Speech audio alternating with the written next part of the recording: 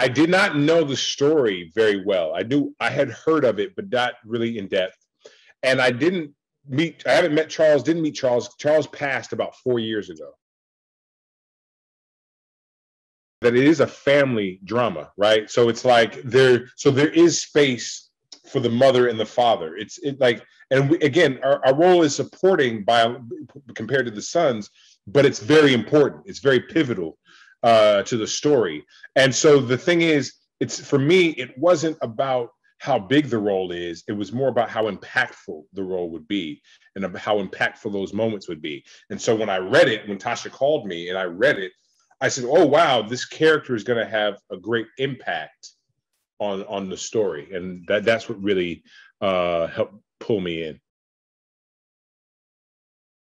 I think he's a good father that's trying to get through a troubling time.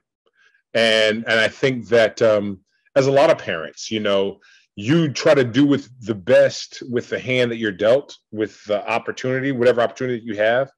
And the thing that we realize as parents and as adults is that sometimes in life it's hard to pivot, to move, right? So it's like, you get to a certain point, you get to a certain age, and you know how people start new careers at 30 or new careers. For some people, you can't move, right? And I think that's what happens. It's like, he's so focused on trying to provide for his family, and he's a good man because of that.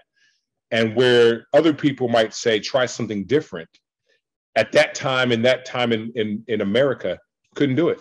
It's just hard. But to answer your question directly, yes, I think he is a good man, just dealing with in a troubled time.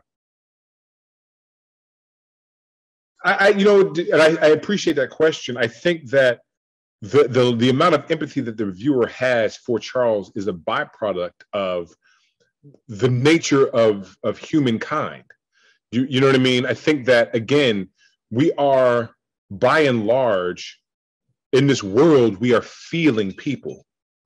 So when we see moments that pull the emotion out of us when we're watching, we automatically gravitate to that because we all have loved ones. We have family members. We've lost family members. We know all those things. And so it affects us. So I think that's why the audience will be able to empathize with Charles and also the decisions that he has to make as it pertains to his family. And the relationship are ones that everybody has to make and that are challenging for everybody. The thing is, she says, you can't compete with a mother's love, right? A mother's love is pure. It's purer than anything. It's, you know what I mean? And so as a mother who birthed these children, like, you know what I mean? Their connection is bond you can't describe it.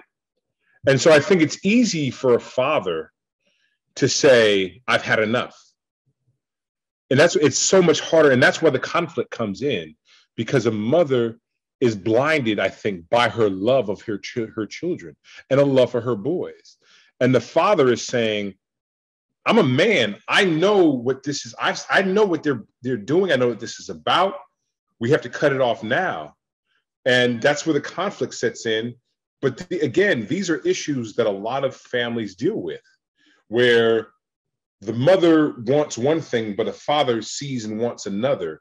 And I think that oftentimes, but not every time, obviously, but a father's deal in more pragmatism, more, pragmat, and mothers deal with more emotion, you know what I mean? More feeling. And so that's why oftentimes it's harder for mothers to give up on their children than it is for fathers, generally. Absolutely, a man of strong faith, but he's also, that's what I said, he's pragmatic, is real, you know what I mean? So, the whole saying of faith without works is dead, right? So, he has the faith and the belief, but he's saying, I need you to come with me. You know what I need everybody needs to do the work too, and nobody's willing to do it. It is my hope, but we have to see, hopefully, audiences such that feel the same way you do about it and tune in and enjoy it, so that we can get a season 2. But I think that the story that we're telling is so compelling, it's so rich, that it will deserve to be continued.